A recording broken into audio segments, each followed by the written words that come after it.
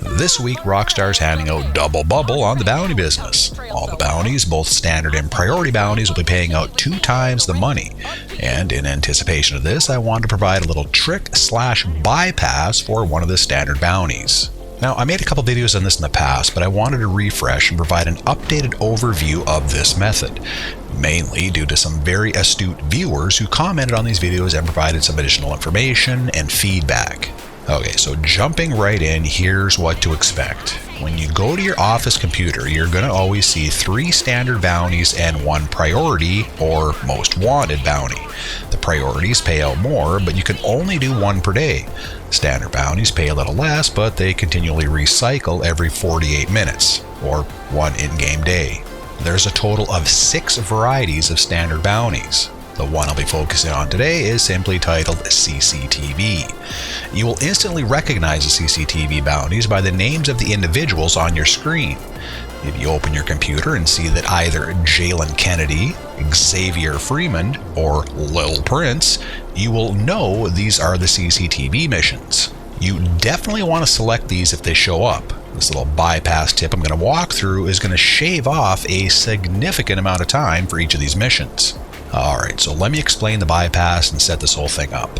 Each of these missions will first want you to head to a yellow waypoint and hack into a signal box. Once the hack is complete, you'll then need to go to your phone and scroll through 3 different CCTV images to locate the whereabouts of the target. Once you've located him, the minimap will indicate this position by a black and white $sign. This is by far the most time-consuming part of these missions. For instance, you may need to fight some security personnel once you arrive at the signal box. If you're detected, you'll then need to hack the signal, which takes an annoying amount of time, and then you'll need to go to your Sightseer app and scroll through each of the 3 possible locations to determine where the target is. Well, not anymore. The trick here is to know each of the predetermined locations of the target without having to hack or even go to the signal box. Okay, the first part of this is you obviously need to know where these different locations are. The good news is that the targets will always be in the exact same areas depending on where the yellow waypoint is. For the CCTV missions, there's going to be 3 potential locations you'll need to travel to.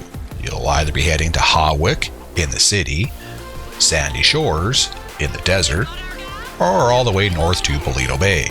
And this is entirely dependent on the location of your bail bonds office. For instance, on my PS5, my office is located in downtown Vinewood, and I have never gotten the Hawick location. In contrast, when I play on my PC, my office is located in Del Perro, and with this location, I always have the option of getting all 3. So, it will depend on where your office is. And one last thing before we dive in. As you're seeing here, my vehicle of choice and recommendation is going to be the Mark II. You can use other vehicles, but if you want these done quickly, the Mark II is preferred.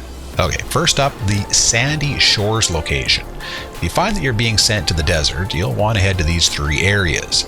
Do not go directly to the yellow waypoint. If you get too close to the signal box, which is where the yellow waypoint is located, you'll end up triggering the green signal box icon in the minimap, and it will not allow you to perform this little bypass.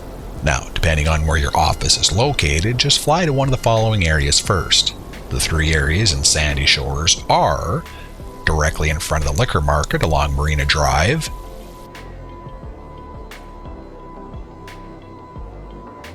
in the parking lot of Aunt Tammy's Hair Salon next to Ammu-Nation, or the small boat dock along Alamo Sea.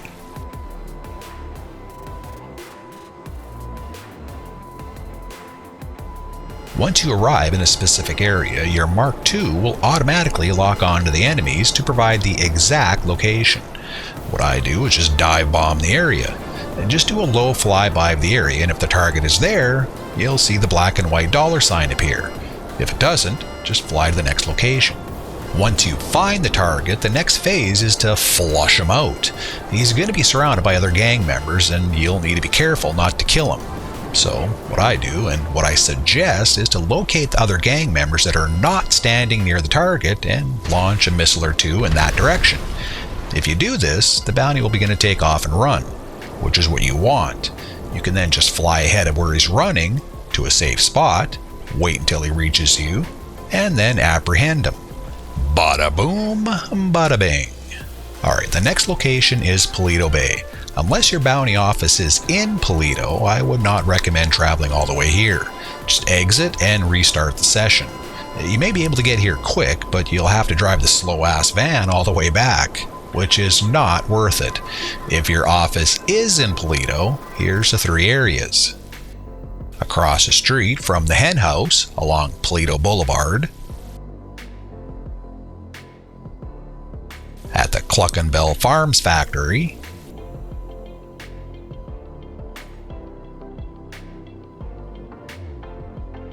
or in the alleyway behind Beaker's garage.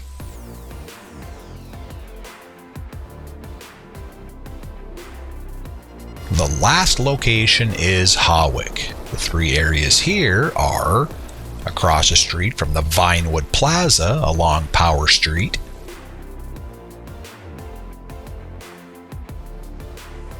behind the liquor store in Mirror Park,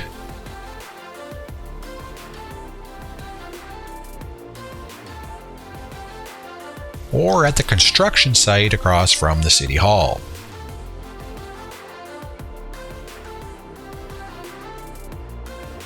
And that's it.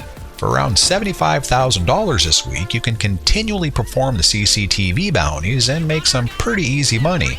Alright, so that's my friends. Thank you for watching. As always, if you like this video and want to help out, please subscribe, give a thumbs up, and let me know what you think. Is anyone else going to be running bounties this week? Or maybe you have other additional tips and tricks you'd like to add. If so, drop a comment below and let everyone know.